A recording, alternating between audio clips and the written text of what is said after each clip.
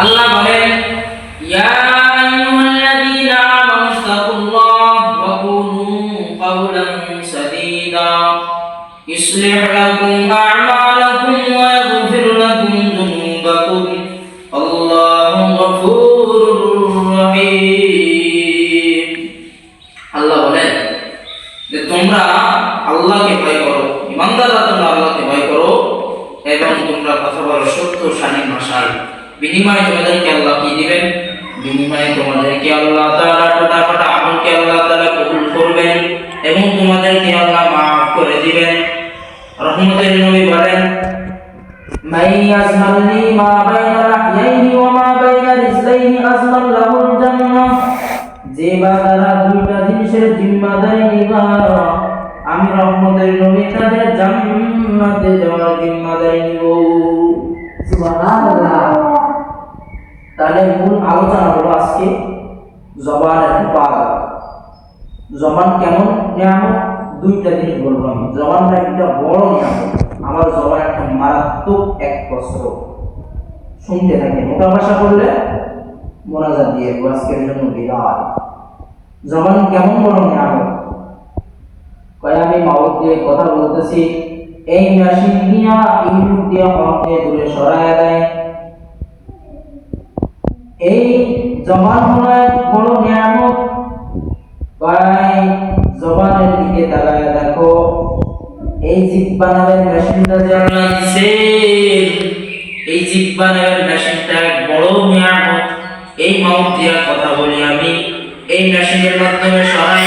এই মেশিনের একটা লিমিটেশন দেওয়া আছে, দীর্ঘ টাইম চলতে চলতে হঠাৎ করে বন্ধ করতে হবে, না আগুন লেগে যাবে। জিহ্বা নামের মেশিনটা কত বড় নিয়ামত!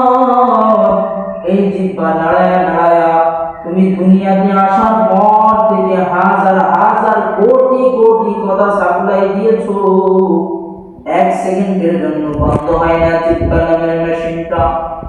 এই জিহ্বা নামের মেশিনটা এত বড় নিয়ামত। আল্লাহ যদি বলতে দুনিয়াতে আসার পর থেকে তুমি যা কথা বলছো এক সেকেন্ডের টাকা দাও, দুনিয়াতে কেউ কথা বলতে পারতা না, পারতা না, কেউ কথা বলতে পারতা না। তাই এক যুবক কথা বলতেছে ফোনে, দীর্ঘ টাইম কথা বলতে বলতে 5 মিনিট হওয়ার পরে ফোন বন্ধ হয়ে গেল। যুবকের মাথা ভালোবাসার কথা বলতেছিল, হঠাৎ করে ফোন বন্ধ হয়ে গেল। ভালো করে তদন্ত করে দেখলাম ফোনে কোনো সমস্যা নাই, ফোনে চার্জ আছে নি, ফোনে নেটওয়ার্ক আছে নি, কয় নেটওয়ার্ক আছে, কয় ব্যালেন্স আছে নি, কয় ব্যালেন্স আছে। তাহলে সমস্যাটা কি? ভালো করে তদন্ত করে দেখলাম যে ফোনে কথা বলতেছিলাম, ফোনের চার্জ শেষ। এবার আধুনিকার যুগে, ডিজিটাল যুগে তুমি ভালো চার্জার লাগাও, 1 ঘন্টার চার্জ আধা ঘন্টায় হবে। এবার চার্জ দিয়ে কথা বলো, দীর্ঘ টাইম কথা বলো, আর ফোনের চার্জ যাবে না, আবার যাবে, আবার চার্জ দাও, আবার ব্যালেন্স যাবে, আবার ব্যালেন্স ঢুকাও। ভাই জিহ্বা নামের মেশিনটা কত বড় নিয়ামত! ভাই এটা চার্জ দেওয়া লাগে না, চার্জ দেওয়া লাগে না, ভাই চার্জ দেওয়া লাগে না। দুনিয়াতে আসার পর থেকে তুমি কথা বলতেছো, 1 সেকেন্ডের জন্য তার কোনো চার্জ দেওয়া লাগে না। কত বড় নিয়ামত! আমি 1 প্লেট খানা দিলাম, ভালো করে তদন্ত করে দেখলাম, 1-2 মিনিট তদন্ত করলাম, ভালো করে তদন্ত করে দেখলাম খানার ভিতরে কোনো ভেজাল নাই, হাত বলে কোনো ভেজাল নাই, চোখ বলে কোনো ভেজাল নাই। এবার আমি এক লুকমা উঠায় মুখের ভিতরে দিলাম, জিহ্বা নামের মেশিনটা কয় ভিতরে ঢোকাস না, ভেজাল আছে। হাত বলে কোনো ভেজাল নাই, চোখ বলে কোনো ভেজাল নাই, জিহ্বা নামের মেশিনটা বলে ভেজাল আছে। কয় কি ভেজাল? কয় লুকমার ভিতরে চুল আছে, চুল। জিহ্বা নামের মেশিনটা কত বড় নিয়ামত! আল্লাহ আবার মানুষ এবং অমানুষ পার্থক্য করার জন্য একটা সুন্দর জবান দিয়েছেন। কয় কেমন জবান?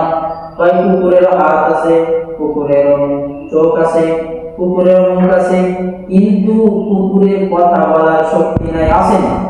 আছে না? কুকুরের কথা বলার শক্তি নাই। কয় মানুষে আল্লাহ এই শক্তিটা দিছে কেমনে? কয় মানুষ অমানুষ পার্থক্য করার জন্য, মানুষ অমানুষ পার্থক্য করার জন্য। হাত আমার পরিচয় দেয় আমি একজন আলেম, হাত আমার পরিচয় দেয় হাত আমার পরিচয় দেয় না। আমার হাত দেখার জন্য আপনারা বসছেন না, হাত দেখার জন্য কেউ বসেন নাই, চেহারা দেখার জন্য কেউ বসেন নাই। আমার কথার মাধুরীতে আল্লাহ তাআলা আপনাদেরকে বসায় রাখছেন। ভাই আমার হাত দেখার জন্য যেহেতু আপনারা বসেন নাই, হাত দেখার জন্য বসছেন না, আদের শুকরে নিয়ামত তাফুজুকুনা কুফরে নিয়ামত আসকাফাতুমিরুকুনা। ভাই এবার আসেন, জীবনটা একটা মারাত্মক একটা অস্ত্র। ভাই কেমন অস্ত্র? তাই একজন বিধর্মী কিছু লোকের সামনে বসিয়া পায় আমি আল্লাহ মানি লা ইলাহা ইল্লাল্লাহ, মুহূর্তের ভিতরে তাকে ইমানদার বানায় দিল। আবার এই মানুষ কিছু লোকের সামনে বলে আমি আল্লাহ মানি, আল্লাহর কিতাব মানি, কিন্তু নবীওয়ালা রাজনীতি মানি না। এই কিছুক্ষণের ভিতরে তাকে বেঈমান বানায় দিল। একই জিব্বার কত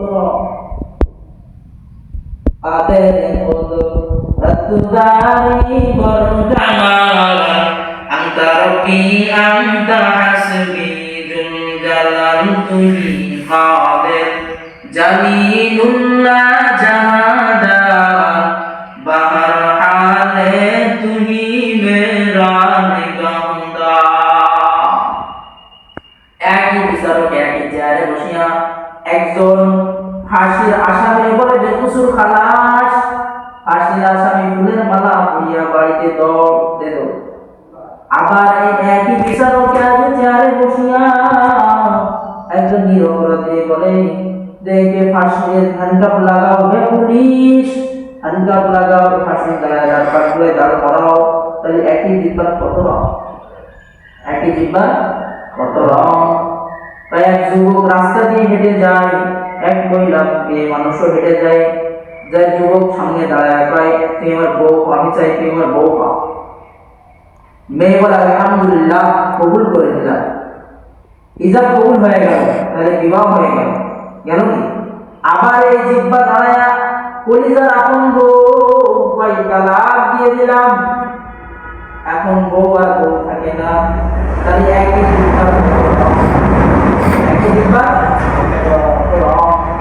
হাত অপরাধ করে হাতকে বেঁধে দাও, পা অন্যায় করে পা বেঁধে দাও, পা অন্যায় করবে না।